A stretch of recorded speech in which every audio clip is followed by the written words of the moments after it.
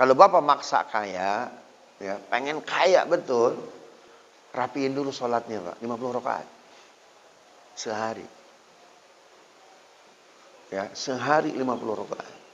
Fardu 17, tahajud 8, berapa?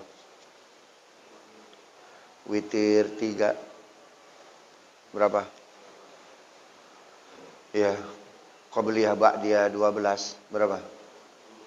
Hah? 40, duha 10, Pak. Itu tuh, Pak. Kalau dipakai cara yang lain, Allah kasih kekayaan, habis kayak Sa'labah, Pak. Kalau ingin atas ridho Allah, beresin dulu ibadahnya. Ya, jauhkan maksiat tuh, Pak. Ya, jauhkan maksiat. Kenapa? Dikasih kekayaan oleh Allah, tapi jalurnya bukan ibadah, Pak. Itu istidraj. Setahun, 2 tahun, 3 tahun. Datang 5 tahun.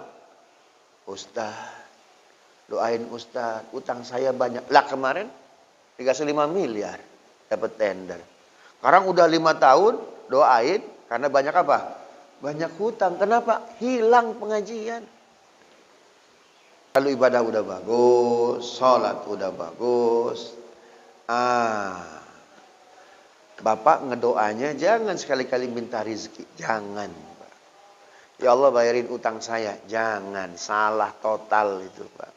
Ya Allah lapangkan rezeki saya. Salah total. Ya Allah saya belum punya rumah. Kasih rumah. Salah total. Ya Allah saya pengen punya usaha. Ya Allah saya pengen punya ruko. Salah total Pak. Minta rezeki nggak begitu. Caranya bagaimana? Doain orang. Agar rizkinya banyak. Nanti kita dapat apa Pak? Feedbacknya. Dapat doa malaikat. Walaka mithlu. Ya, jangan ya Allah saya minta rumah. Salah. Ya Allah teman saya belum punya rumah.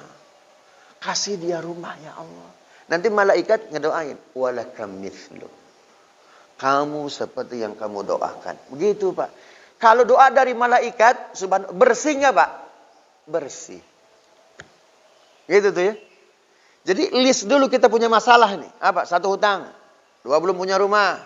3 pengen punya mobil. 4 apa itu? Pengen punya ruko. 6. Wah semualah list masalah.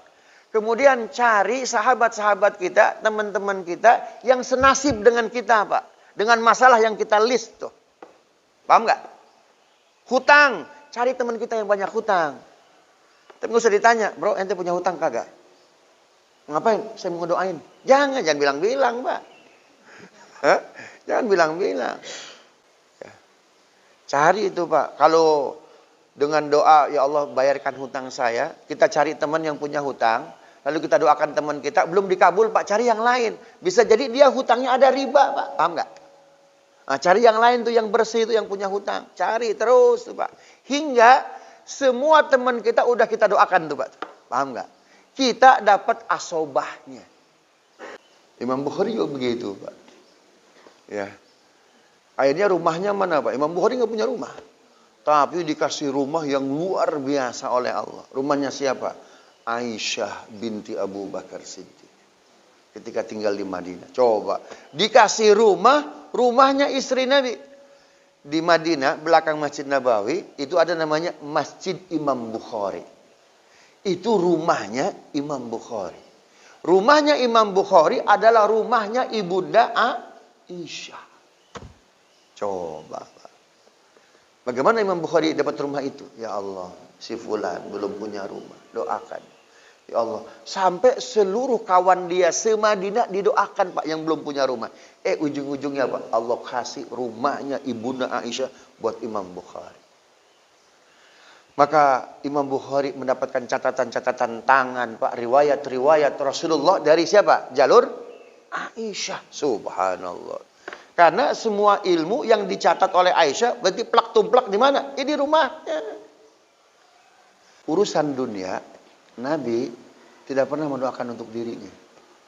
Sahabat nggak pernah minta untuk dirinya urusan dunia. Yang boleh untuk diri kita urusan akhirat. Ya Allah saya sholat nggak pernah khusyuk. Kasih saya khusyuk. Boleh begitu Pak. Tapi urusan dunia saya nggak dapat riwayat. Kalau kita mendoakan dunia buat diri kita, Pak, kalau Allah kabulkan cuma buat kita. Tapi kalau kita minta dunia dengan cara kita mendoakan orang lain, dapat dua keuntungan. Satu, mendoakan saudara kita. Hati jadi bersih. Betul nggak? Kita minta rizkinya, doa dari malaikat. Walaka mislu. Nabi ini, Pak, itu lagi sulit. Belum dapat khumus dari Allah. Belum dapat berapa? Khumus itu berapa? 1/5 atau 20% dari harta rampasan perang yang Allah kasih buat Nabi dan keluarganya. Belum dapat, Pak. Nabi susah, Pak. Datang sahabat. Ini kenapa ini ada masalah? Iya Rasul, saya lagi banyak utang, sedih Rasul. Ketepatan qadarullah, Nabi pun lagi sulit tuh, Pak. Apa kata Nabi? Mau nggak aku kasih kalimat, kau baca setiap pagi dan sore, Allah akan lapangkan rezekimu. Apa itu doanya? Allahumma inni a'udzubika minal hammi wal hazan. Wa'udzubika minal ajzi wal kasal. Wa'udzubika minal jubni wal bukhl. Wa'udzubika min ghalabatid daini wa qahrir rijal. Sahabat tersebut dilapangkan rezekinya, Nabi Allah kasih 20% khumus, 1/5 dari harta rampasan perang. Tuh, lihat.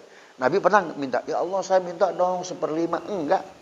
Setelah Nabi memberikan doa itu, Nabi Allah kasih 1/5. Coba. Apa kata Nabi? Man la yahtam bi umuril muslimin falaysa minhum. Orang yang enggak peduli dengan urusan sesama muslim itu bukan bagian dari umat Rasul. Dengan kita mendoakan orang lain, kita tahu kondisi orang lain, betul enggak? Oh si fulan punya hutang. Oh si fulan subhanallah karena apa itu punya riba, kredit macet.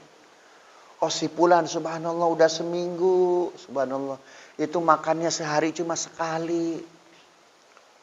Oh si fulan ya Allah ternyata anaknya putus sekolah kan. Jadi kita tahu kondisi orang tuh, Pak tuh.